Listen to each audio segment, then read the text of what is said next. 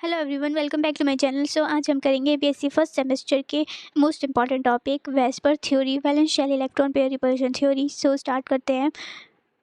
तो valence shell electron pair repulsive theory is useful to predict the geometry. ये किस लिए प्रिडिक्ट करी जाती है, किस लिए यूजफुल होती है? ज्योमेट्री ऑफ मॉलिक्यूल के लिए, ठीक है।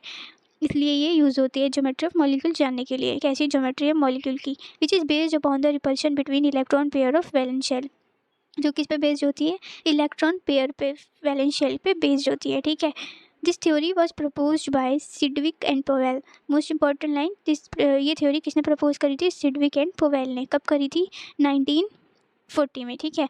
और एक्सटेंड करी थी ये नायलोम एंड गिलेस्पी ने, ठीक है। कब करी थी? 1957 में, ठीक है। अकॉर्डिंग टू दिस थ्योरी, इस थ्योरी के according shape of molecule determine होता है नंबर ऑफ इलेक्ट्रॉन। इस थ्योरी के अकॉर्डिंग जो हम शेप होती है मॉलिक्यूल का, किससे कैसे डिफाइन करते हैं? वो डिटरमाइन करते हैं कि नंबर ऑफ इलेक्ट्रॉन जो है वैलेंस शेल में उसकी वो कितने हैं, ठीक है। और सेंट्रल एटम इन मॉलिक्यूल और आयन, ठीक है। जो number of electron pair valence shell में या सेंट्रल एटम में मॉलिक्यूल आयंस में कितने हैं उसके उस पर डिपेंड होती है जो शेप होती है मॉलिक्यूल की, वो डिफाइन होती है, ठीक है।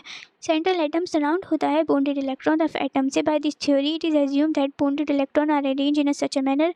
इस थ्योरी के अकॉर्डिंग जो हमारे क्या होते हैं इलेक्ट्रॉन होते हैं वो अरेंज होते हैं इस मैनर में कि मिनिमम रिपल्शन हो पाए, ठीक है। मिनिमम रिपल्शन हो पाए, वो ऐसे अरेंज होते हैं, ठीक है। तो इस थ्योरी के अकॉर्डिंग कुछ पॉस्टुलेट दी गई हैं, वो हम पढ़ेंगे। पहली पॉस्टुलेट है हमारी कि the slope of molecule depend upon the number of electron of valence shell, either bonded electron और नॉन बॉन्डेड इलेक्ट्रॉन। जो शेप होती है मॉलिक्यूल की डिपेंड होती है इलेक्ट्रॉन पे, पता ही है हमें वैलेंस शेल के इलेक्ट्रॉन पे डिपेंड होती है, चाहे वो बॉन्डेड हो या नॉन बॉन्डेड हो, सेंट्रल एटम के अराउंड। तो अगर हमारा बॉन्डेड इलेक्ट्रॉन है तो प्रेजेंट करेंगे, तो अगर हमारा बॉन्डेड इलेक्ट्रॉन प्रेजेंट है तो शेप जो होगी वो कैसी होगी? उसकी नॉर्मल होगी। शेप कैसी होगी? नॉर्मल होगी। और अगर हमारी शेप जो होगी वो नॉन बॉन्डेड होगी, यहाँ पे नॉन बॉन्डेड आएगा, ठीक है। नॉन बॉन्डेड होगी तो जो हमारी वो शेप होगी वो कैसी होगी? एबनॉर्मल होगी, ठीक है। नेक्स्ट पोस्टुलेट है हमारी, pair of electron in the valence shell of the central atom repel one another because electron cloud are negatively charge. तो जो इलेक्ट्रॉन वैलेंस शेल में, जो इलेक्ट्रॉन होता है वैलेंस शेल में, सेंट्रल एटम अगर उससे रिपेल कर रहे हैं एक दूसरे से because of electron cloud negatively charge, क्योंकि इलेक्ट्रॉन क्लाउड जो होगा वो नेगेटिव चार्ज होगा तो हमारे सेंट्रल एटम जो होंगे वो रिपेल करेंगे एक दूसरे से, ठीक है। थर्ड पोस्टुलेट है, position of electron pair in space around central atom are arrange in such a minimum manner that minimum repulsion and maximum distance between them.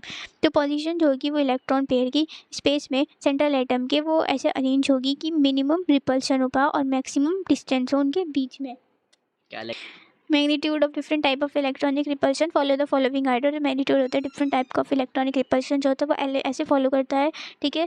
These two repulsion geometric shape of molecule is distorted. तो इसमें जो दो repulsion होंगे geometry के molecule के, वो distorted होते हैं, ठीक है। फिफ्थ पोस्टुलेट है हमारी कि जो रिपल्सिव फोर्स होगी वो डिक्रीज हो जाएगी एंगल इंक्रीज होने की वजह से, ठीक है, इलेक्ट्रॉन पेयर के बीच में। तो दे आर स्ट्रॉन्गर एट 90 पे वो स्ट्रॉन्गर होगा, वीकर होगा 120 पे और वीकेस्ट होगा 180 पे, ठीक है। समझ में आ गया होगा आपको।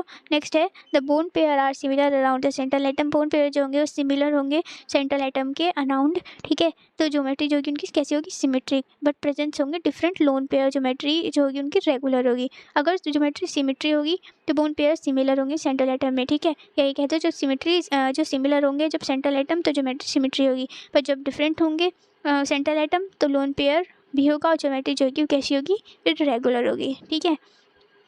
नेक्स्ट है double bond is assume as a single electron pair like POCl3 pyramidal. तो डबल बॉन्ड एज्यूम करा जाएगा जब सिंगल इलेक्ट्रॉन पेयर होगा, जैसे कि POCl3 पिरामिडल होगा। Double bond between P and O assume होगा जब सिंगल पेयर ऑफ इलेक्ट्रॉन होंगे। तो ज्योमेट्री ऑफ मॉलिक्यूल कैसी होगी? वो पिरामिडल होगी, ठीक है। तो ये हमारी कुछ पॉस्टुलेट थी, हमारा टॉपिक कंप्लीट होता है, ठीक है। तो ये टॉपिक हमारा कंप्लीट होता है जो कि मोस्ट इंपॉर्टेंट है। तो आप इसे अच्छे से समझ लीजिए, कर लीजिए, और कोई डाउट हो तो कमेंट में पूछ लीजिए। Okay bye, subscribe for more update.